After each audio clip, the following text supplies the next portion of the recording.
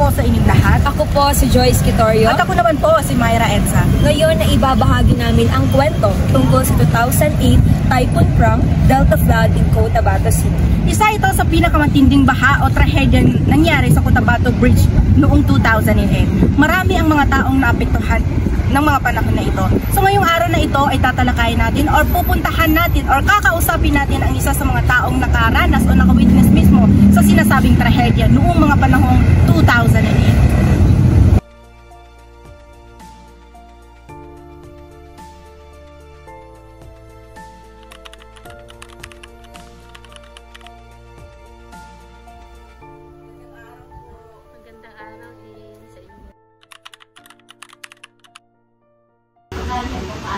So, bago po ang lahat, ma'am, gusto po namin malaman kung ano po yung pangalan ninyo at kung ilang taon na po kayo, ma'am.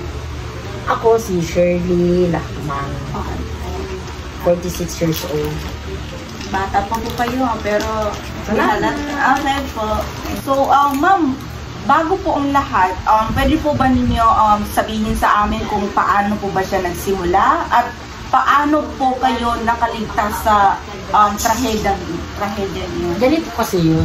Doon kami sa Marhaba nakatira, dyan sa Supang Tudarat, kasi nag-board kasi kami dati. Yung may bagyo yun, gabi yun nangyari, yung bagyong Frank, tapos malakas ang ulan, pero para sa amin, parang wala lang kasi hindi man nangyari yung that time na yun. First time nangyari sa amin yun na bumagyo, walang hinto. Tapos kalakas-lakas, pagka another day, doon na taas yung tubig hanggang leeg talaga. As in, nagamit talaga ng pambot yung mga tao. So, akala niyo nung una po, ma'am, is ulan lang po. Tapos, yung time na yun, hanggang nag-abot ng 5 days, nagkaroon talaga ng baha dyan as in, sa galing sa Marhaban, papuntang Torres, hanggang doon pa sa may sanitarium. Lahat ng tao dyan, kahit galing ng labas ng Supang Tudarat, gumagamit na sila ng 6x ng Philippine Army.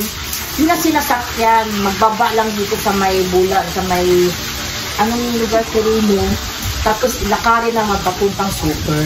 Kasi sobrang taas talaga ng tubig. Walang sasakyan makapasok at saka makalabas. Tumingin na. So, noong mga panahon ng bagyo, marami bang naapektuhan na barangay at mga tao?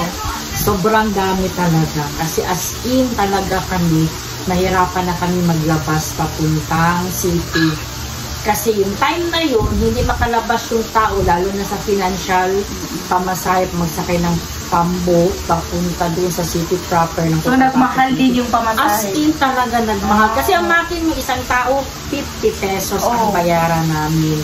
So, paano yung iba na hindi maka-afford yung sakay ng pambot, papunta ng city, magbili ng pagkain. Halos nga doon sa may 6 bar na pag mag-akyat na kami, agawan pa. Maraming grabe talaga, as in talaga. Kahit ang Cotabato City, nagkaroon din ng baha dyan sa area ng Super Banda. Mataas ang base sa may mga yung eskwelahan ng high school sa Marquez ba yun?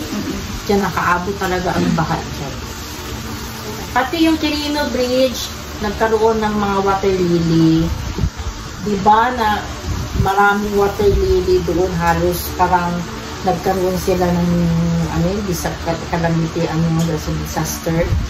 Maraming tao nagtulong doon para matanggal yung water lily, makadaan yung tubig para mabawasan yung tubig doon sa area ng Supang Tudarat. So, ano yung mga naging sitwasyon niyo po nung panahon ng bagyo na hindi niyo makakalimutan?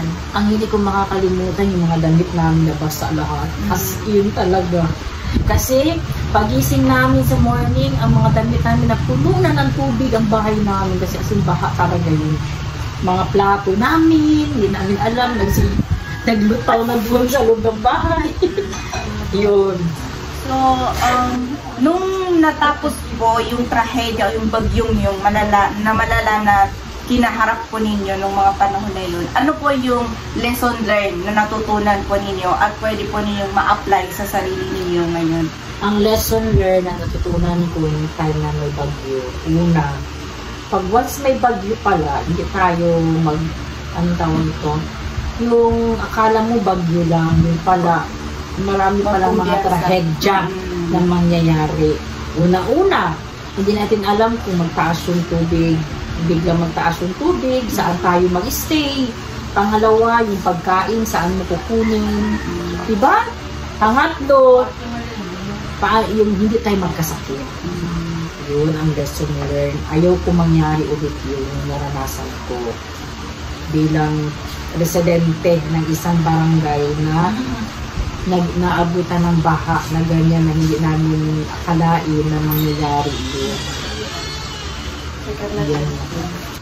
Kailangan ma-apply ito ngayon kung sakali may bagyo na paparating.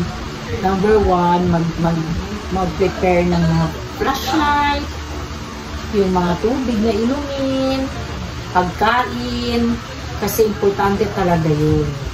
Huwag natin hintayin kung saan pagdarating yung bagyo, doon pa kayo mag-impact ng mga ganyang bagay. Mga dapat mag-prepare, dapat yes, kailangan talaga mag-prepare ng mga gamit. Kasi yun ang naranasan ko, mahirap talaga.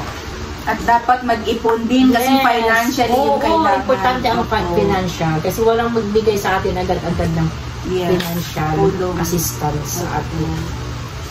So maraming salamat po ma'am sa inyong kooperasyon. Naway magsilbing aral po ito sa mga nakikinig or na nanonood po. So maraming salamat po ma'am.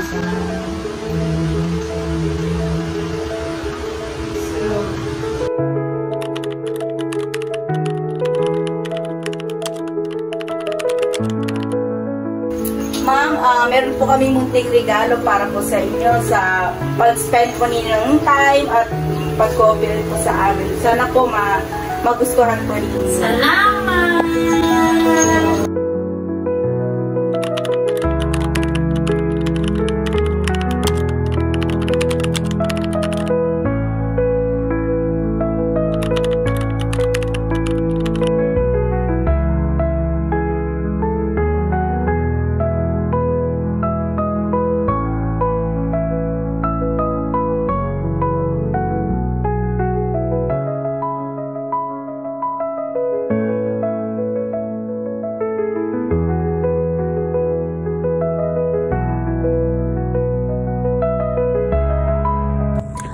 All of us have a story to tell, but the stories of those who have experienced a tragedy are never easy. They went through circumstances that cannot be erased or forgotten, even if they have already risen above them.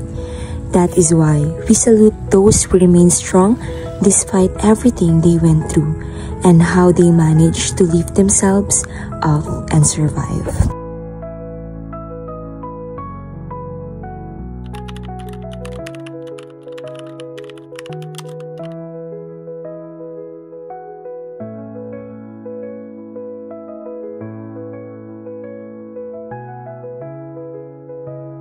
From the tragedy that happened at Delta Bridge, I learned that life is very unpredictable.